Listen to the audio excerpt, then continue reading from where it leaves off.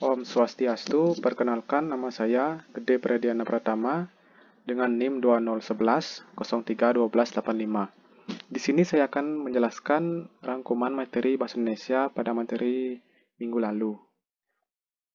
Materi yang pertama yaitu sejarah, fungsi, dan kedudukan Bahasa Indonesia. Sejarah Bahasa Indonesia berasal dari bahasa Melayu, yaitu bahasa Melayu tinggi, Melaka atau Riau. Tentunya ada beberapa alasan yang menyebabkan bahasa Melayu itu dipilih. Yang pertama yaitu sejak zaman Sriwijaya bahasa Melayu itu digunakan sebagai bahasa perdagangan, di mana pada saat itu masyarakat Indonesia sudah banyak mengenal bahasa Melayu. Oleh karena itu, bahasa Melayu menjadi bahasa yang dapat dipahami dan digunakan oleh masyarakat dari berbagai suku yang memiliki bahasa ibu berbeda-beda. Yang kedua yaitu bahasa Melayu memiliki sistem bahasa yang praktis dan sederhana, di mana berdasarkan strukturnya, bahasa Melayu berbeda dengan bahasa lainnya di Indonesia. Bahasa Melayu tidak memiliki tingkatan dalam penggunaannya atau tidak berdasarkan status sosial.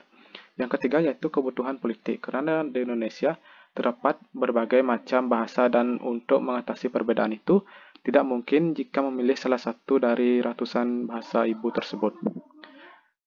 Kedudukan bahasa Indonesia, di mana bahasa Indonesia mempunyai kedudukan yang sangat penting, seperti tercantum pada Ingkar ketiga Sumpah Pemuda 1928, yang berbunyi, "Kami putra dan putri Indonesia menjunjung bahasa persatuan bahasa Indonesia."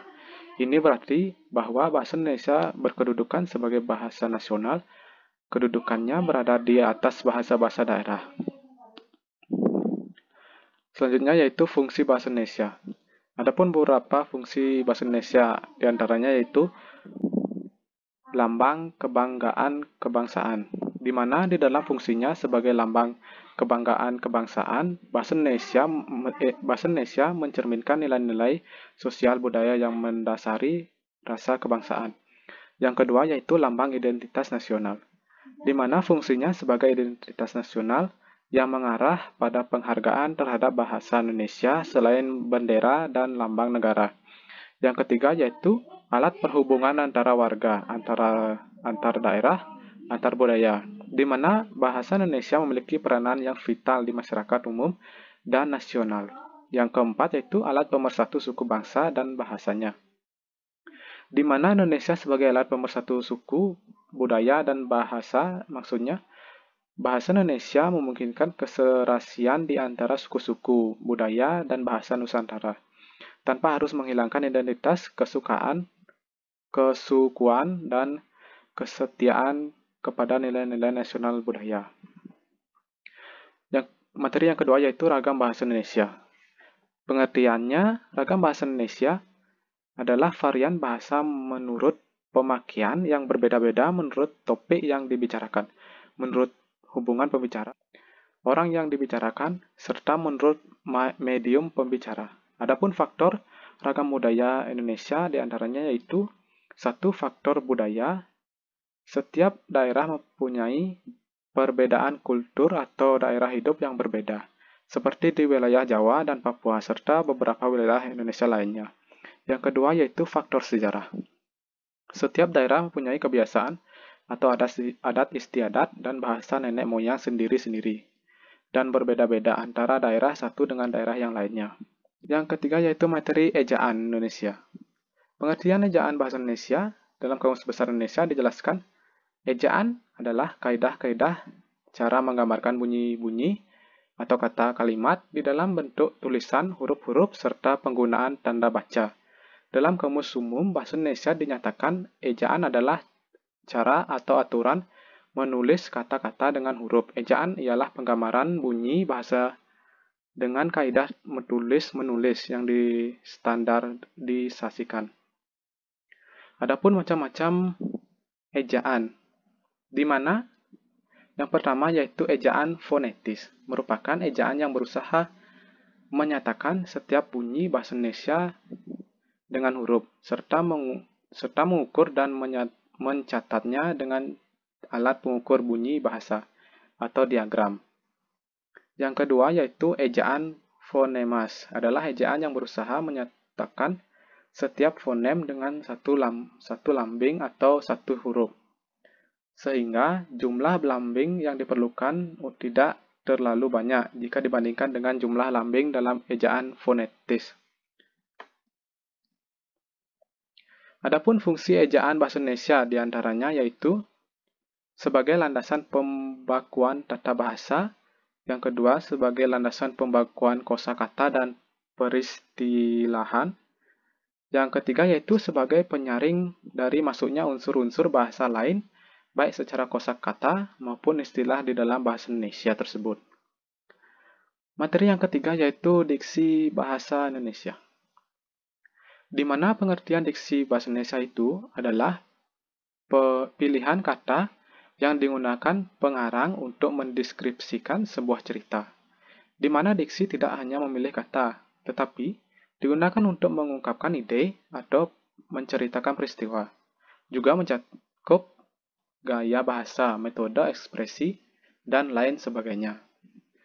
Diksi dibagi menjadi dua macam, yaitu ketepatan dan kesesuaian, di mana ketepatan diksi itu penggunaan kata dan khusus, membedakan dengan cermat antara denotatif dan konotatif, membedakan dengan cermat kata-kata yang bersinonim, di mana denotatif merupakan sebuah kata atau sekelompok kata yang didasarkan pada sebutan langsung hal-hal di luar bahasa tertentu, atau didasarkan pada konvensi tertentu dan bersifat objektif. Contohnya, saya duduk di kursi.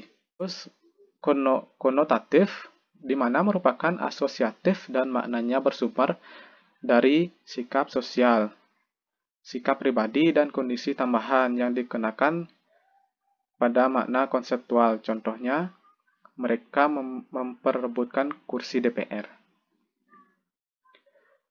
Yang kedua yaitu kesesuaian diksi, di mana menghindari penggunaan kata-kata atau kalimat percakapan dalam penulisan. Hindari ungkapan-ungkapan yang telah using. Hindari bahasa atau kata artifisial. Ketiga yaitu fungsi diksi, di mana memiliki fungsi agar pemilihan dan pengungkapan kata dapat terlaksana dengan tepat serta agar orang lain dapat memahami makna yang disampaikan.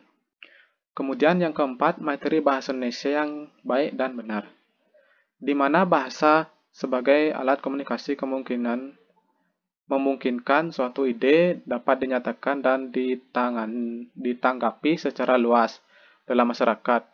Penggunaan bahasa yang baik dan benar harus sesuai linguistik, ketatabahasaan, keselarasan logika, dan keselarasan etika. Bahasa yang baik di mana sesuai dengan situasi dan kondisi atau formal dan non-formal. Bertujuan agar dipahami mitra tutur. Yang kedua yaitu bahasa yang benar, sesuai dengan kaidah bahasa Indonesia, baik dari segi pembentukan kata, kalimat, maupun penulisan ejaan. Berbahasa yang benar harus sesuai dengan kaidah bahasa atau kebakuan bahasa. Selanjutnya yaitu fungsi bahasa yang baik dan benar. 1. Fungsi pemersatu yang mengikat kebinekaan rumpun dan bahasa dengan mengatasi batas-batas kedaerahan. Yang kedua yaitu fungsi penanda kepribadian yang menyatakan identitas bangsa dalam pergaulan dengan bangsa lainnya.